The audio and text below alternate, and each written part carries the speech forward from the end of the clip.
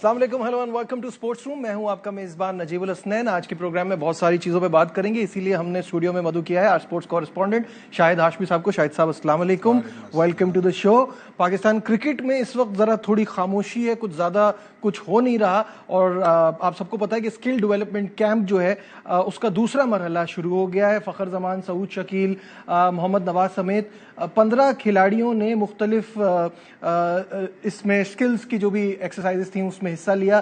Camp में fitness और fielding पर खुसूसी तवज्जो दी जा रही है। तफसीलात आपको दिखाते हैं इस रिपोर्ट में। बॉलर्स को बढ़ानी है रफ्तार, बैटर्स को अपनाना है जारहाना अंदाज। लाहौर में कैंप के दूसरे मरहले का आगाज। नेशनल क्रिकेट एकेडमी में स्किल्स डेवलपमेंट कैंप का दूसरा मरहला शुरू हो गया। तमाम खिलाड़ियों ने कोचेस की निगरानी में सेशंस में हिस्सा लिया।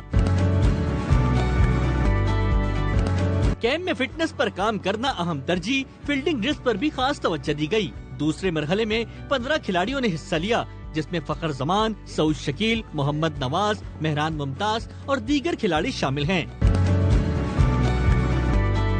स्किल्स डेवलपमेंट कैंप का दूसरा मरहला 28 जून तक जारी रहेगा। तीसरे और आखिरी मरहले का आगाज 30 जून से होगा। जी शाहिद साहब, ये स्किल डेवलपमेंट ऑब्वियसली हम सबको पता था जब आकिब जावेद आएंगे ये चीज़ संभालेंगे तो एकेडमी में ये चलता रहेगा ये सिलसिला, और ये होना चाहिए। ऐसे प्लान्स होते रहने चाहिए जिससे एक्टिविटी कभी रुके ना।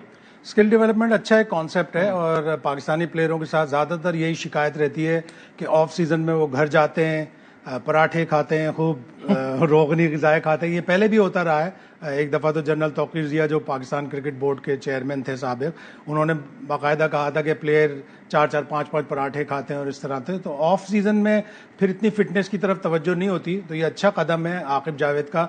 स्किल डेवलपमेंट में आपकी फिटनेस भी चेक हो रही है, आपकी स्किल भी चेक हो रही है, आपकी प्रोफेशिएंसी बढ़ रही है, आपकी एफिशिएंसी बढ़ेगी, सारी चीज़ें हैं। और ज़ाहिर है फिर बांग्लादेश की सीरीज़ होगी, फिर उसके बाद कंटिन्यूस क्रिकेट है जो आपको लीडअप करेगी T20 वर्ल्ड कप तक। तो एक अच्छा कॉन्सेप्ट है, इसके अच्छे नताइज मिलने चाहिए। प्लेयरों को भी अपने गेम के ऊपर अपनी जो मिस्टेक्स हैं, अपनी जो एरर्स हैं, उनके ऊपर तवज्जो देनी चाहिए और इम्प्रूवमेंट लानी चाहिए। अब तो दुनिया में शाहिद साहब इतनी अवेयरनेस आ गई है, क्या खाना है, क्या पीना है, किस तरह से आपने अपनी फिटनेस का ख्याल रखना है, वो चीज़ें देख के हमारे प्लेयर्स खुद से नहीं सीख रहे हैं जो आप बात कर रहे हैं। प्लेयरों को दी जाती होगी डाइट प्लान दिया जाता होगा, न्यूट्रिशन के बारे में बताया जाता होगा। कुछ प्लेयर्स फॉलो करते हैं, अच्छी उनकी फिटनेस होती है, कुछ नहीं भी करते होंगे, ज़ाहिर है नए भी हैं, उनको इतनी अवेयरनेस नहीं है।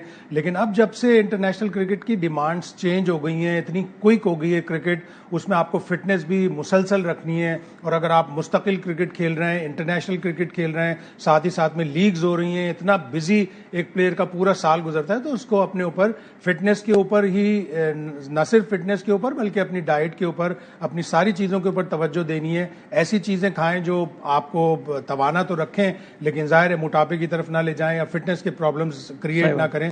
बहुत से प्लेयरों में अवेयरनेस होती है, कुछ में जिनमें नहीं होती है, उनको यकीनन सीखने की जरूरत है। अच्छा, जैसे जो पहला सेशन हुआ, इसका जो पहला मरहला था, उसमें हमने बाबर आजम को भी देखा, हमने रिजवान को भी देखा, लेकिन उस पर बड़ा क्रिटिसिज्म हो रहा था कि आपने इतने, क्योंकि वो दुनिया भर में खेले में इतने एक्सपीरियंस प्लेयर हैं, जिस तरह की फुटेजेस आ रही थी ना, शैडो प्रैक्टिस और वो सब चीज़ें जो कराते हुए दिखा रहे थे, उस पर ये हो रहा था कि ये तो 15-16 साल के बच्चों को कराने वाली चीज़ है। तो क्या इसका कोई फ़ायदा हो रहा है या it's also a publicity stunt के हम? बहुत सी मैंने तनकीद देखी, एक दो प्रोग्राम्स भी मैं देख रहा था, उसमें ये कहा कि क्या साइम अयूब को पावर हिटिंग की ज़रूरत है, क्या बाबर आजम को कोई ये बताएगा कि किस तरह ड्राइव खेला जाता है। ये चीज़ नहीं है।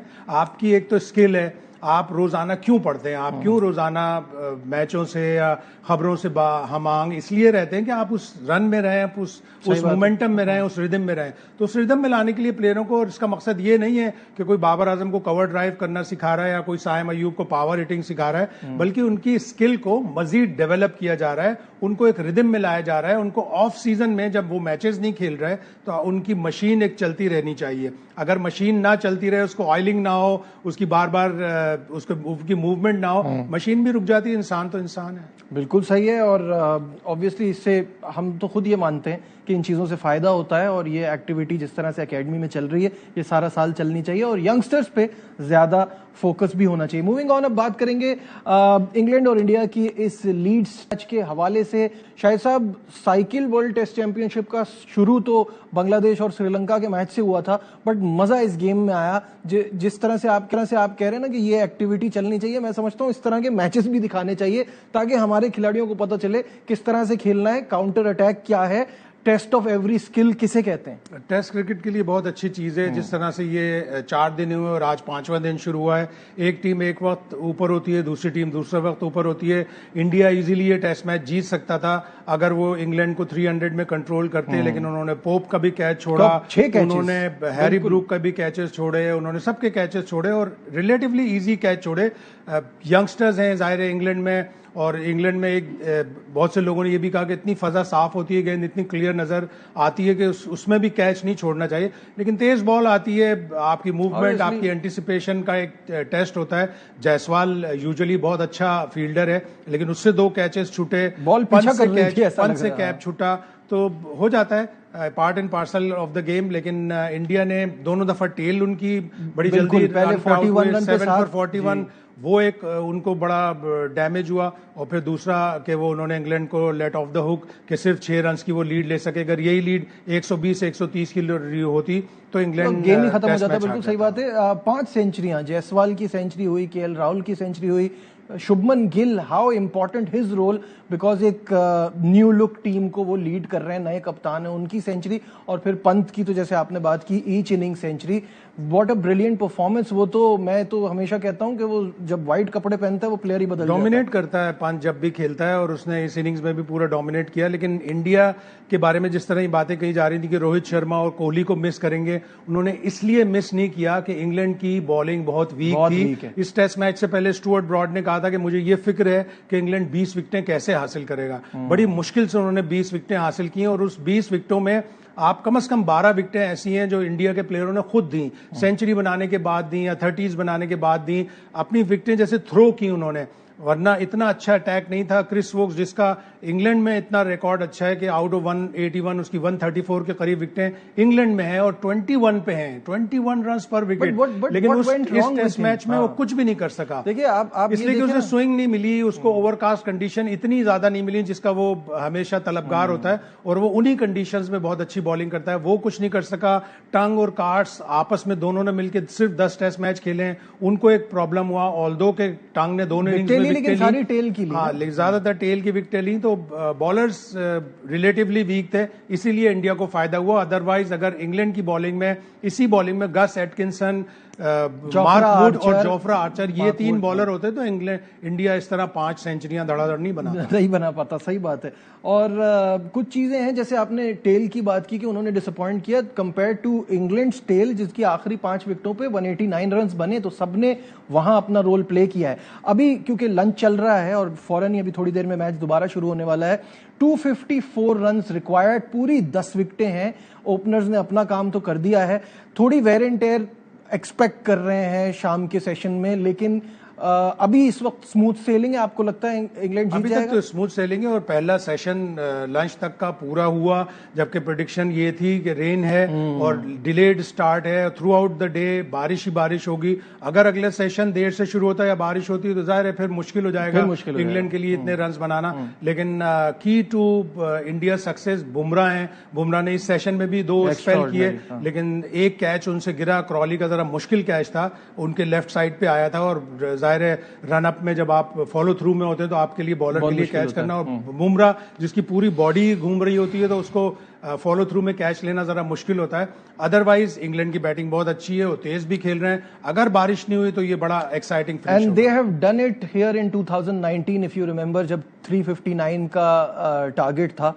और लास्ट विकेट पे जाके बेन स्टोक्स ने उसमें टाइम ज्यादा था और फिर बेन स्टोक्स ने एक वर्ल्ड क्लास इनिंग खेली। उसका जैक लीच ने बड़ा जबरदस्त साथ दिया कि आखिरी विकेट की पार्टनरशिप में इतने रन्स बन गए। वो जरा सा मुख्तलिफ था, लेकिन अगर बारिश नहीं हुई तो इंग्लैंड यकीनन इस स्कोर की तरफ जाएगा, इसलिए कि आउट ऑफ 25-26 जो होम टेस्ट जब से ब्रेंडन मैकलम आया है सिर्फ एक टेस्ट मैच ड्रॉ हुआ है और बाकी 3 टेस्ट हारे, बाकी सारे they don't go for draw. वो ड्रॉ एक्सेप्टेबल ही नहीं है उनके लिए, वो रन्स पे जाते हैं। तो what an exciting test match, जो टेस्ट मैच की खूबसूरत टेस्ट क्रिकेट की वो इस गेम में नजर आ रही है। यहाँ लेते हैं एक ब्रेक, कहीं मत जाइएगा, विल बी राइट बैक।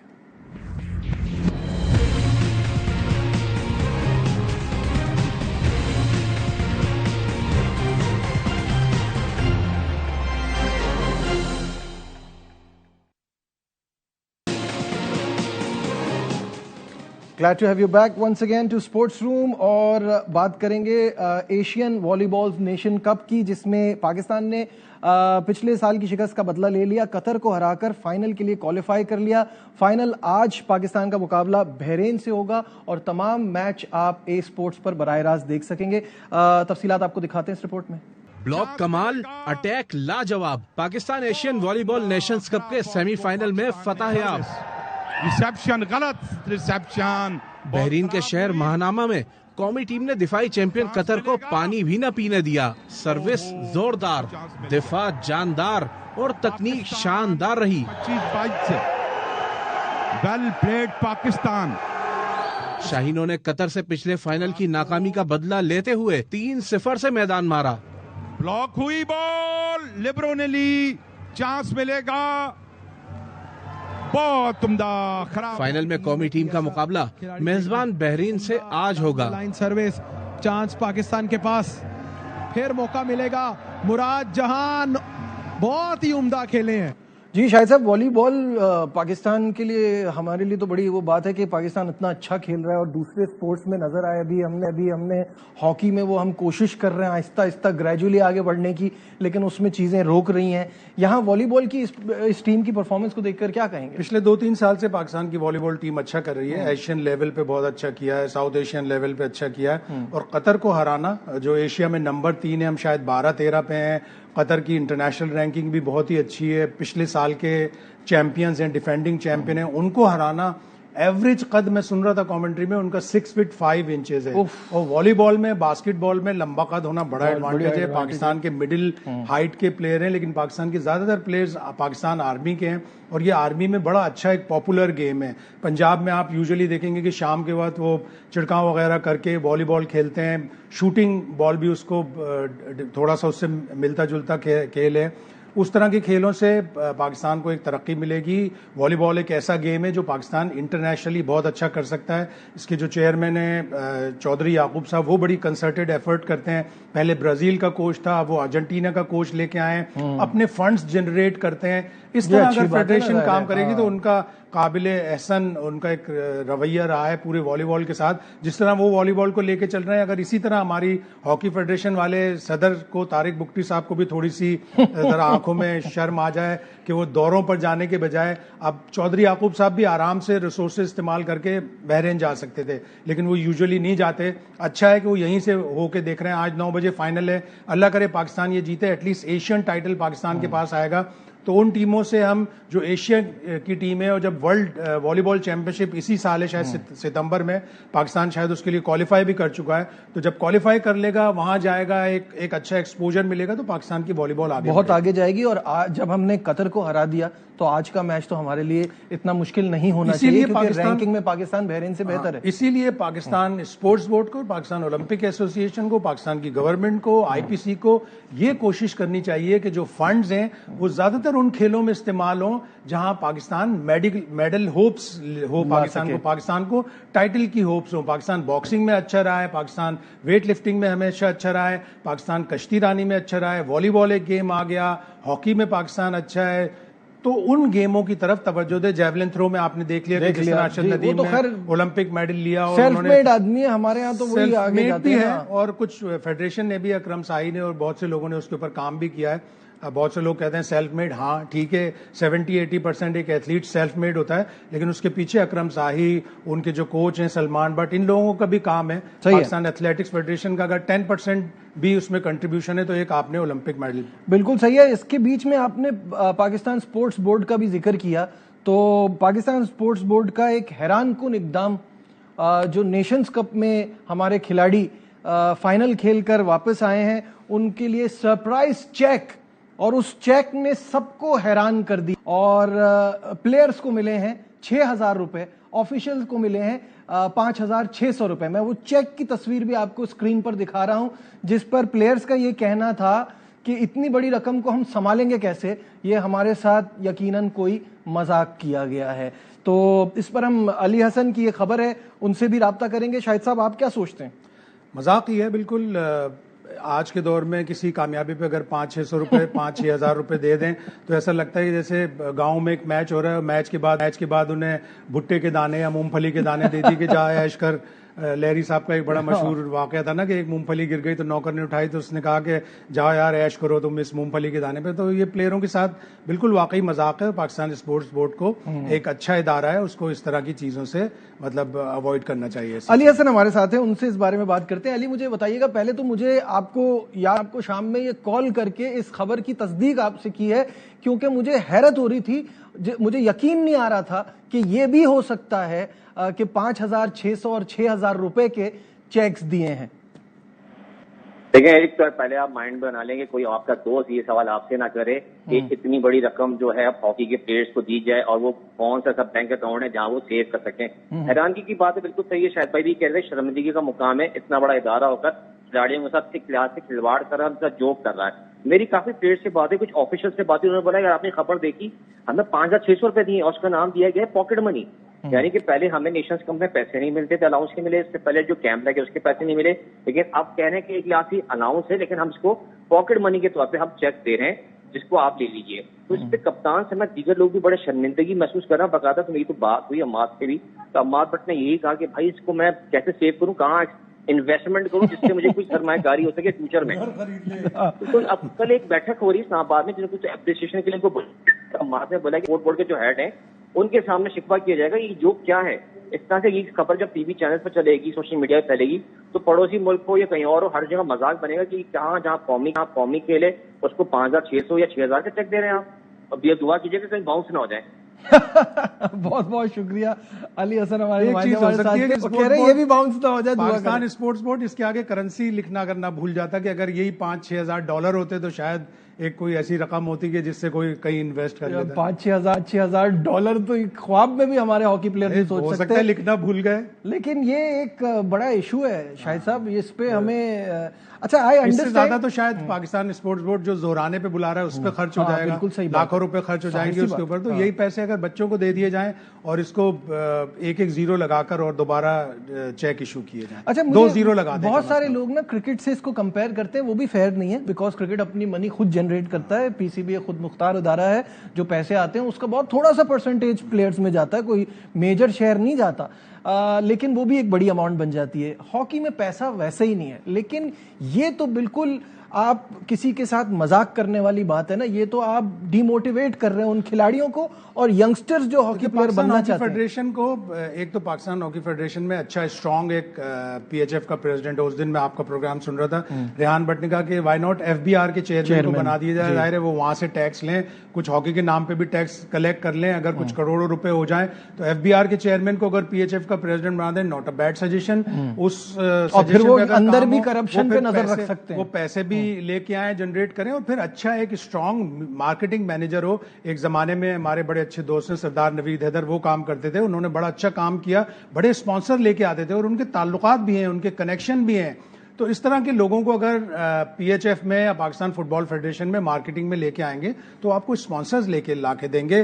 एक पीटीसीएल स्पॉन्सर आया था जिस ने शुरू किया था, वो भी एक अच्छा मार्केटिंग का एक्सपर्ट है, नोमान, उसने शुरू किया। एकदम से बीच में फेडरेशन आ गई, लाओ जी हमारे साथ डायरेक्ट मुका कर लो, और ये पीटीसीएल का उन्होंने वो कॉन्ट्रैक्ट ले लिया। हालांकि शुरू नोमान ने किया था, और नुमान ही और बहुत सारे स्पॉन्सर्स भी लेके आ सकता है। तो आप ऐसे लोगों को कनेक्ट करें। अगर आपको 4 से 5 साल के अगर 5 करोड़ रुपए भी कोई स्पॉन्सर दे दे, और आजकल टेलीफोन कंपनीज आराम से इस स्पॉन्सरशिप को ले सकती हैं, तो पाकिस्तान हॉकी फेडरेशन इस तरफ तवज्जो देगा तो हॉकी ऊपर उठेगी। बिल्कुल आप बार बार ये कहते हैं कि जी गवर्नमेंट ग्रांट, आप अपने पैसे खुद जनरेट करें। बिल्कुल सही है। और खेलों से अच्छी खबरें आ रही हैं। हम कुछ नहीं कर रहे प्लेयर्स के लिए, लेकिन प्लेयर्स सब अच्छा कर रहे हैं। एशियन 6 रेड स्नूकर चैंप में पाकिस्तानी खिलाड़ियों की धूम।